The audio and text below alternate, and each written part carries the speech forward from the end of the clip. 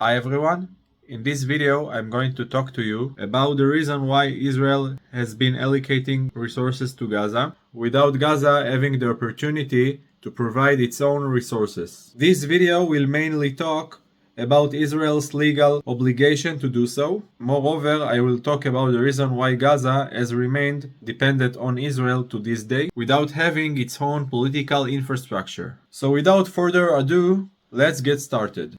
According to the ruling of Israeli Supreme Court Judge Dorit Beinish, Israel has a humanitarian obligation to provide electricity to Gaza. The ruling stems from several reasons and refers to several aspects. First, loss of war. It means that even there is a war, Israel must still allow the passage of humanitarian goods. This means that during a war, Israel doesn't have to be the one who actually allocates the resources to Gaza, but must be responsible for the resources being allocated to it. Second, loss of occupation. Here we enter a gray legal area that is controversial to this day, since on the one hand Israel did occupy the Gaza Strip, in the other hand the territory of the Gaza Strip is no longer under our control since 2005. Therefore, there are differences of opinion on this issue. According to the laws of occupation, the occupying country is required to provide humanitarian equipment to the occupied country if the resources on the ground aren't sufficient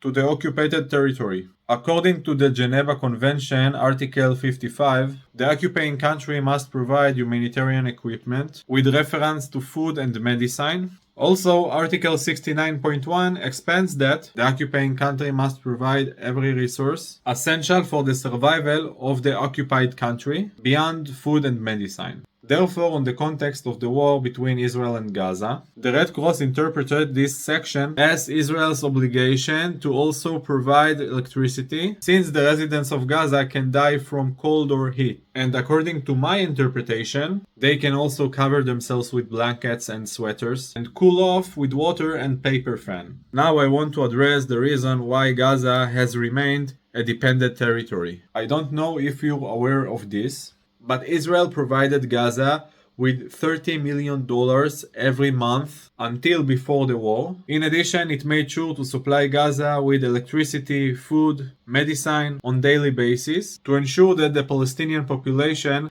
could continue to exist and develop territorial infrastructure within its borders. With all the humanitarian equipment that Gaza received from Israel and the money that came to the Palestinians every month, Gaza should have been much more developed than it's today. And the question arises as to why this didn't happen. Well, after the October 7 events, this is no longer a secret. It is a population controlled by Hamas, a murderous terrorist organization that allocates all the resources that reach to Gaza to development of terrorist infrastructure. This is why the Palestinian territory has remained the same and has not developed since its establishment. Israel has never prevented Gaza to develop, but has always allocated resources to make sure that the territory continues to grow. But since the great disaster that happened in our country, we act only according to the international law and do not give the Palestinians resources beyond what is required. As you already understood, Israel paid to Gaza $30 million every month as a tribute of a desire to help the population grow. This is not something we had to do, but since the war, the trust was broken. Therefore, the Palestinians will receive from us only what they need to survive and not beyond that, just as the law requires. So that's all for now. Thank you very much for watching this video. I see you again in the next one.